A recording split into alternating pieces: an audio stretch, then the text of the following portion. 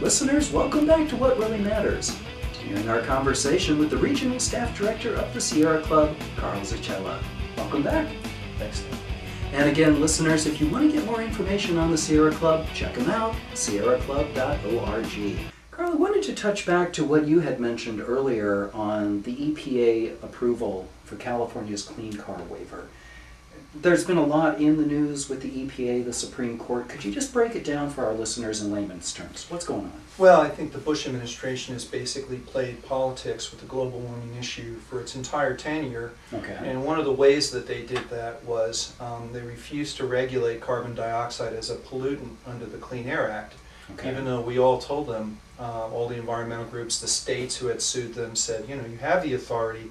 We're into a critical situation here where global warming is really beginning to become observable, and the forecasts are so grim, we need to do something about it.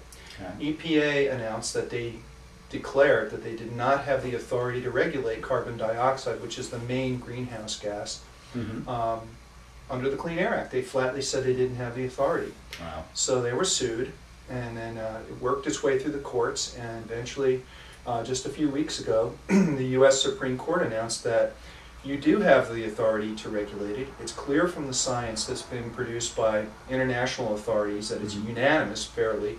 I mean, the Intergovernmental Panel on Climate Change has announced with 90% certainty that human beings are causing global warming, and that's about as certain as you'll ever get a group of scientists, and this is 2,000 or so scientists agreeing that there's that level of certainty. That's all the peer-reviewed studies, everything. The Supreme Court said you can't duck this anymore. Exactly. You have the authority, now you need to go and work on it.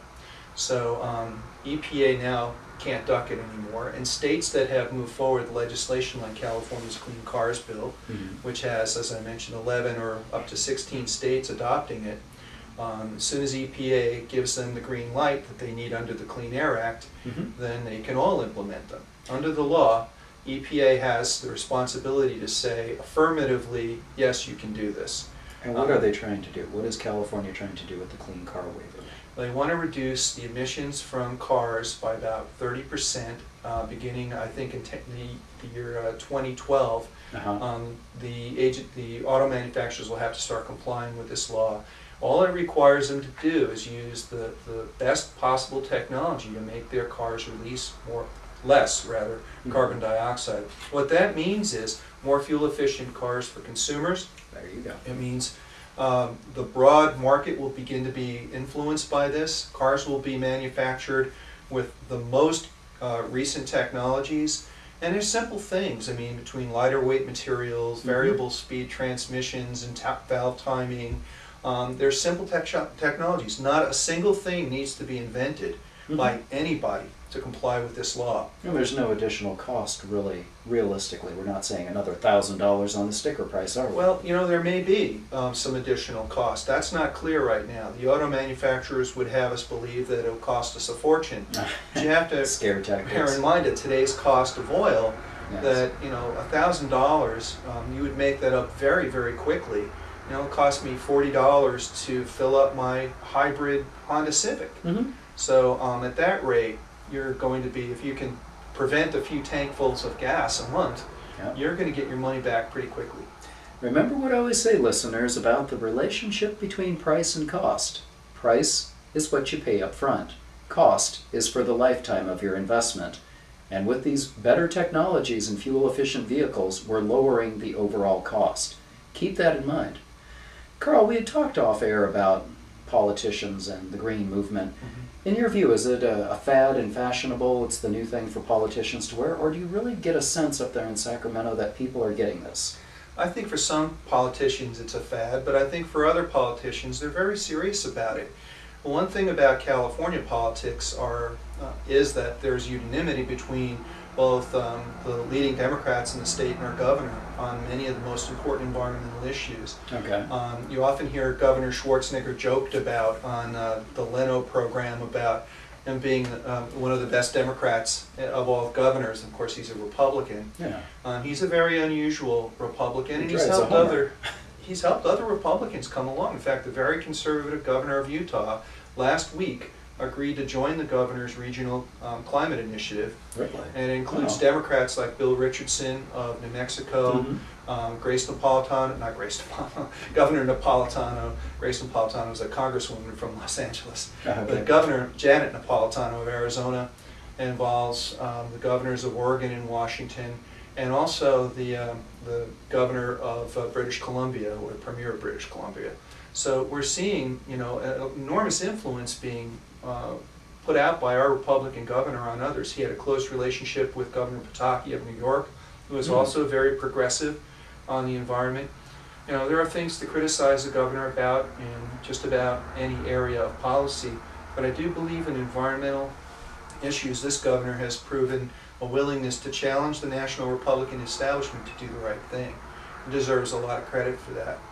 So the title of Green Governor actually is warranted, despite his driving the Hummer. Well, I think it's fair to say he walks the walk when he's not driving his Hummer. Well, I just wish he would get out and walk more. That's sort of my personal opinion. In terms of how our listeners can get involved, what would you like them to do? Well, I think there are individual actions, as I said, both in terms of things you can do to reduce your carbon imprint on the planet.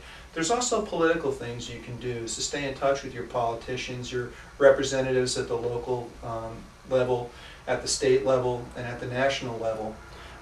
One thing that people can certainly do, I think, between now and June 15th is to write to the EPA and support or request that EPA grant California's waiver so that these 11 and 16 states can implement the Clean Cars law. They need a waiver from... Why wouldn't they do that, Carl? Why would the EPA even hesitate? Well, it's because the Bush administration is holding them back, frankly. It's a fact that EPA has never denied a waiver to the Clean Air Act to California ever. This may be the first one. So we need a public outcry about it. If I can just explain to your listeners what I'm talking about is, under the Clean Air Act, California can set stricter standards than the federal government for automobile pollution. We've had that right since the first days of the Clean Air Act in 1970. Okay. In fact, then Senator George Murphy got that for us. But in order for us to do that, EPA has to say, we are granting you a waiver from federal preemption authority under the Clean Air Act, because the federal government obviously has national authority over things and can tell states to do things like allow people to vote, for example. It's usually exercised for good reasons. But it was acknowledged early on that California had such bad pollution that we needed to be innovators. Yes. So over the last 30 years, we have 40 waivers without a single denial from the Environmental Protection Agency. But we have to go through the formal step of having them tell us it's okay to do it. We asked for the waiver a year and a half ago. They still haven't ruled. And yesterday they had a hearing in Sacramento that was extremely well attended by public officials and folks from many states. In fact, the Resources Secretary from New Mexico came to testify in favor of our waiver because they want to follow our lead. So this is a big deal, as I mentioned before, because it affects a lot of the worst global warming pollution. But if folks wanted to mail a comment saying, please grant California's waiver and do it now, that simple message would be good enough. Carl, final question for you, and again, I appreciate your time. What really matters? What really matters is our responsibility to future generations. Global warming is not just a challenge for this generation, it's really a defining moment for the generations alive today. Because if we don't live up to our responsibilities, we know right now about the effects of global warming, that future generations of people on this planet are going to lead diminished and perhaps greatly diminished lives. It all depends on us. We are enjoying a quality of life that has been afforded us by people who preceded us, who did many things, including establishing the environmental laws we rely on today.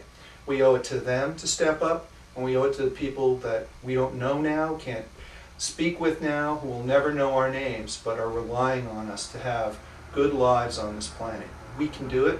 Everything we need to do, we know how to do.